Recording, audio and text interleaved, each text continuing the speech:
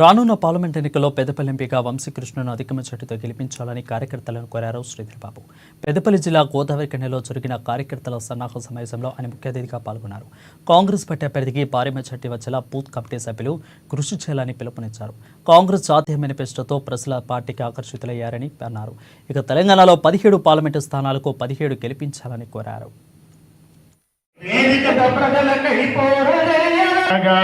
మీరందరూ ఈ రోజు పార్లమెంట్ ఎన్నికల్లో నిలబడి వంశీని గెలిపేది మేము ఇంకా రెట్టింపు జాముతో ఈ రోజు మీరు చెప్పిన ప్రతిభాకర్ ఇద్దరు గారు కానీ మరి అదేవిధంగా లిఫ్ట్ ఇరిగేషన్ కానీ పవర్ అమలుకు సంబంధించి మీరు చెప్పిన జెనుకో పవర్ ప్లాంట్ తీసుకొచ్చే బాధ్యత తీసుకుంటామని అందరికీ మనం చేస్తాను.